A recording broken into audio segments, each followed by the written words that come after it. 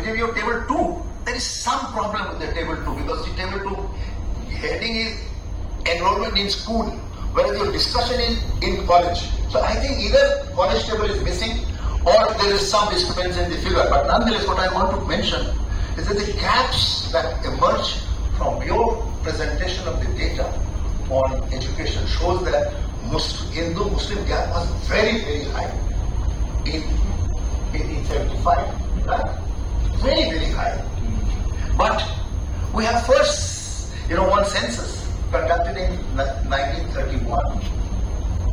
That was this census which gives data for Hindus and the Muslims for scheduled caste and caste-wise. Caste data was also available.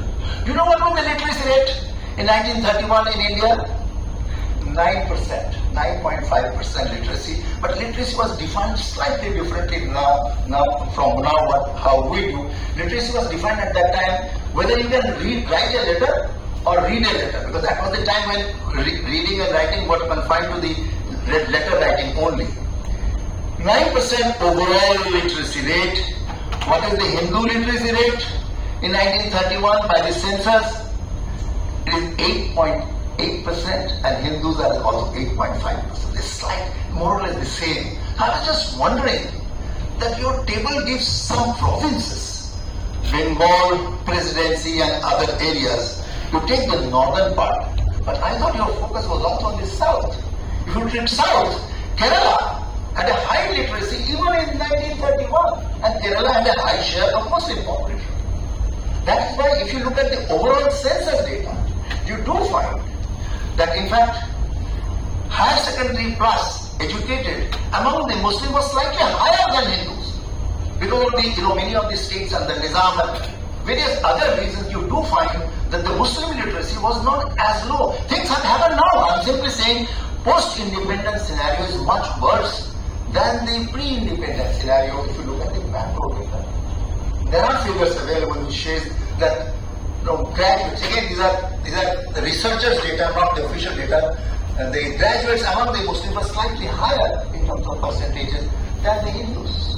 It may be, as Zoya was mentioning, partition took away some of the literate people, but nonetheless, I have a feeling that this is an excellent work as far as the overview of the rights are concerned.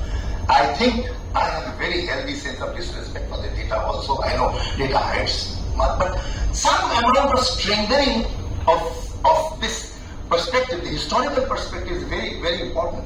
Just looking at bringing in the census data along with the fragment data from the different states would certainly strengthen your convictions.